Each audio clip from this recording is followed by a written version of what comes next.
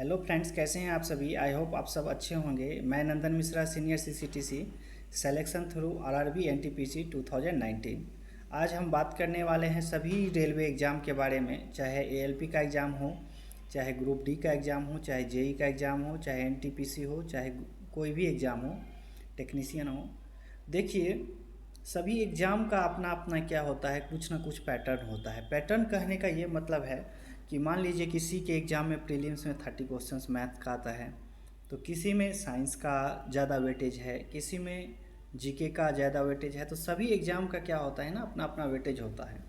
उसको हम कैसे जानेंगे? तो उसके लिए हम लोगों को क्या कराना है, प्रीवियस ईयर सॉल्व। यानी कि अगर आपको रिजल्ट चाहिए तो दो तीन बात पे क्या करना है, हमेशा ध्यान रखना है। पहला यह कि प्रीवियस ईयर्स पेपर को आपने कैसे सॉल्व किया है। अभी भी टाइम है। एएलपी का एग्ज़ाम में भी नवंबर में या दिसंबर में संभावित है होने का स्टार्ट। तो अभी भी देखा जाए तो सितंबर अगर मानते हैं चला भी गया, तो अक्टूबर नवंबर 2 मंथ कंप्लीट समय है। तो 2 मंथ में क्या कर सकते हैं हम लोग? 2 मंथ बहुत समय होता है रिवीजन करने के लिए। जिनका तो कुछ नहीं पढ़ा है तो उनको तो मुश्किल है, लेकिन जिनका मान लीजिए 60-70% भी सिलेबस ख़त्म हो गया है, तो वो लोग क्या करिए अभी कि आप लोग प्रीवियस ईयर पेपर को अच्छे से सॉल्व करिए। प्रीवियस ईयर पेपर का अगर आप पूछेंगे कि सर कौन से बुक से करें, तो मेरे पास जो है ना सभी बुक्स हम ऑर्डर किए थे, तो सभी बुक्स बहुत जल्द आने वाला है। तो वो सभी बुक्स आपको क्या करेंगे, हम आपको समझाएंगे, दिखाएंगे कि ये बुक से आप कर सकते हैं। अगर नहीं तो आपके पास जो भी पब्लिकेशन आसपास में मिलता है अच्छा है, सिर्फ एरर नहीं होना चाहिए। एरर फ्री कोई भी बुक मिलता है तो प्रीवियस ईयर ले लीजिए। एएलपी का बात करें तो एएलपी में क्या है कि जैसे आपको जानता है 75 क्वेश्चंस पूछेगा प्रीलिम्स में, और टाइम कितना है 60 मिनट्स, और मार्क्स कितना है 75 मार्क्स। वही जब आप मेंस में जाएंगे तो मेंस में आपको क्या होगा कि मेंस में देखेंगे कि 175 क्वेश्चंस है और 150 मिनट, कितना 150 मिनट्स और 175 मार्क्स। तो प्रीलिम्स में 75 क्वेश्चन, जबकि मेंस में 175 क्वेश्चन। तो देख रहे हैं ना। तो अब एएलपी में क्या है कि साइंस का थोड़ा अच्छा वेटेज होता है। तो साइंस के लिए हम कौन कौन से बुक्स आपका रिकमेंडेड करते हैं? सबसे पहले रिकमेंड करते हैं कि आप क्या करिए कि एनसीईआरटी का कोई भी बुक पढ़िए, क्योंकि जैसा कि आप देखते हैं कि आजकल के एग्जाम में क्या हो रहा है ना, एनसीईआरटी से क्वेश्चंस आ रहे हैं। तो अब पूरा एनसीईआरटी पढ़ना 6 to 12 तो ये तो पॉसिबल नहीं है। तो उसके लिए आप क्या करिए, 9th-10th का जो साइंस का एनसीईआरटी बुक है, अगर आप खुद से तैयारी करना चाहते हैं तो 9th-10th के बुक को अच्छे से एक बार पढ़ लीजिए साइंस में, अगर टाइम है तो। अभी तो प्रीलिम्स में आपके पास समय नहीं है, तो हम तो यही बोलेंगे कि जितना भी रेलवे के एग्ज़ाम में साइंस का क्वेश्चन अभी तक पूछा गया है उसको अच्छे से सॉल्व करिए, ठीक है। अगर उसको भी अगर आप अच्छे से करके जाते हैं, जैसे ग्रुप डी में अच्छा अच्छा क्वेश्चन साइंस का आता है, आप पढ़ेंगे तो आप देखेंगे, तो वहाँ से भी आपका क्या हो जाएगा कि बहुत सारा सब कुछ क्लियर हो जाएगा, ठीक है। तो ये हो गया साइंस का। मैथ्स के लिए क्या है कि मैथ्स के लिए आपका प्रैक्टिस मांगता है मैथ। ऐसा नहीं है, कुछ लोग सोचते हैं कि सर मेरा पूरा सिलेबस नहीं हुआ है तो हम मैथ्स कैसे बनाएं, ऐसा नहीं है। मैथ्स प्रैक्टिस का चीज़ है, जितना हुआ है उसको ज़्यादा से ज़्यादा प्रैक्टिस करिए, तभी आपका मैथ अच्छा बन पाएगा एग्जाम में। रीजनिंग और मैथ ये दोनों स्कोरिंग सब्जेक्ट है, तो इसको आप इग्नोर नहीं कर सकते हैं। इस दोनों को आप ज़्यादा से ज़्यादा आप क्या करेंगे, जब पेपर को सॉल्व करेंगे प्रीवियस ईयर पेपर, तो आपका स्पीड भी बढ़ेगा और आपको पता भी चलेगा कि कहाँ से क्या पढ़ना है, ठीक है। अब जैसे मान लीजिए टाइम एंड वर्क में जब आप ग्रुप डी का कुछ कुछ क्वेश्चंस देखेंगे तो बहुत ही अच्छा स्टैंडर्ड का आया था, ठीक है।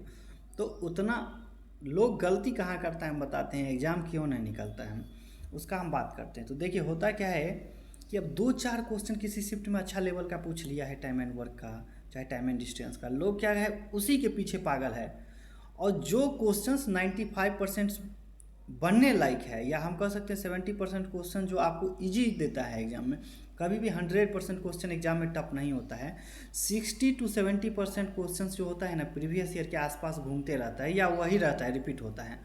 तो आपको अगर प्रीवियस ईयर को अगर आप अच्छे से कर के जाएंगे तो 60-70% तो हो जाएगा आपका इससे कवर, और 10% मॉक टेस्ट से हो जाएगा। तो आपको ज़्यादा टेंशन नहीं लेना है एग्ज़ाम के लिए। कुछ लोग क्या है कि सिर्फ वही 2-4 क्वेश्चंस के फेरा में क्या करते हैं, यूट्यूब पे पूरा टाइम बर्बाद करते हैं किससे अच्छा पढ़ ले। नहीं, अगर मान लीजिए मेरा एक कोई चैप्टर आपका मान लीजिए कमज़ोर है, कंपाउंड इंटरेस्ट, तो यूट्यूब पे जैसे आप सर्च मारेंगे,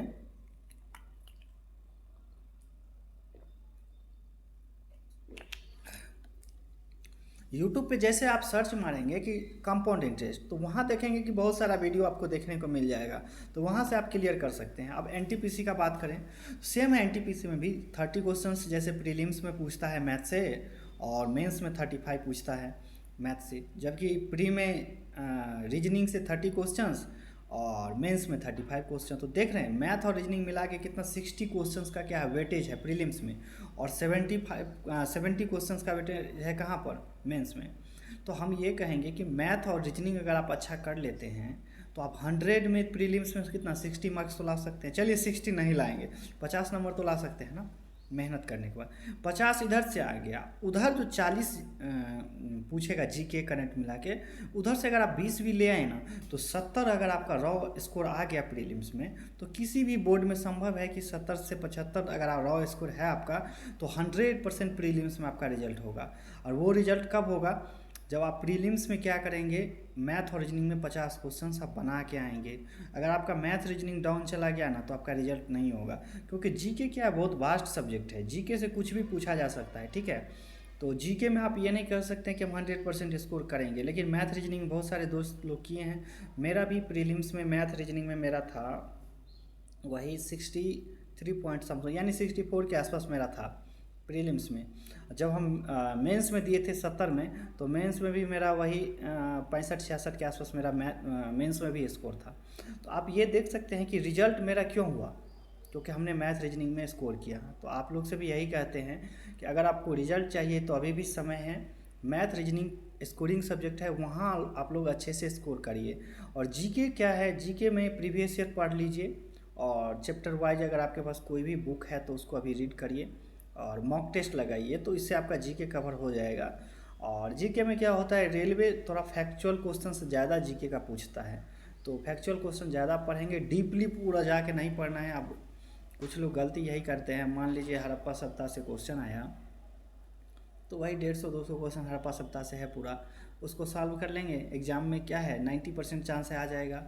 अब एक दो क्वेश्चन सब तब पूछ दिया, तो उसके लिए आप पूरा हड़प्पा सप्ताह के पीछे 2 दिन समय बर्बाद नहीं करना है। यही आप लोग गलती करते हैं। गलती मेन आप लोग क्या करते हैं ना, कि मान लीजिए हर एक एग्ज़ाम में, चाहे किसी भी एग्ज़ाम में जाइए, 10 क्वेश्चंस आपको ऐसा देखने को मिलेगा जो किसी के कोई कोचिंग क्लासेज नोट्स में नहीं मिलेगा, प्रीवियस ईयर बुक में नहीं मिलेगा। वो 10 क्वेश्चन बनाया ही जाता है ऐसा इसलिए क्योंकि बच्चे क्या करें ना, टाइम बर्बाद करें। तो प्रीवियस ईयर जब आप सॉल्व करेंगे तो देखेंगे कि वहाँ पे आपको 70-80% क्वेश्चन ऐसा होगा कि आप जानते होंगे या आपके नज़र से कभी न कभी गुजरा होगा, और 10 से लेके 20 क्वेश्चन आप ऐसा देखेंगे कि जो कि आपके लिए नया होगा। और अगर बहुत ज़्यादा मॉक लगाए हैं तो हो सकता है बना दे 2-4 उसमें भी, लेकिन कुछ क्वेश्चंस हमेशा कंफ्यूजिंग, यानी एग्ज़ाम में टाइम वेस्ट करने के लिए दिया जाता है। हम खुद अपना बताते हैं, जब हम मेंस का एग्ज़ाम दे रहे थे तो मेरे साथ क्या गलती हुआ हम बताते हैं।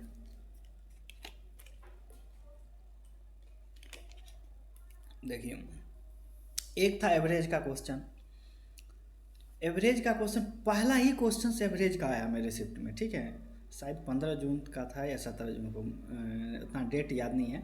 तो पहला क्वेश्चन एवरेज का आया, उसमें हम क्वेश्चंस को रॉन्ग रीड कर रहे थे, अब बनाने में लग रहे थे, आंसर नहीं आ रहा था। दोबारा पढ़े तो दोबारा भी रॉन्ग रीड किए, फिर भी नहीं आंसर, यानी 2 मिनट वेस्ट कर दिए थे हम पहला ही क्वेश्चन में। फिर हम सोचे कि यार ये तो पता नहीं क्या हो रहा है मेरे साथ, हम इसको स्किप करके आगे बढ़े, और लास्ट में जब आकर के जब पूरा सॉल्व कर लिए थे तब जाके देखे तो क्वेश्चन से रॉन्ग रीड कर रहे। तो आप लोग के साथ भी ऐसा होगा एग्जाम में, अगर क्वेश्चन एक बार में नहीं बने तो उसको छोड़ दीजिए, उस टाइम में लास्ट में आकर के रिव्यू में रख दीजिए, लास्ट में आकर के क्वेश्चन देख के सॉल्व करिए, तो आपका अच्छा स्कोर हो जाएगा।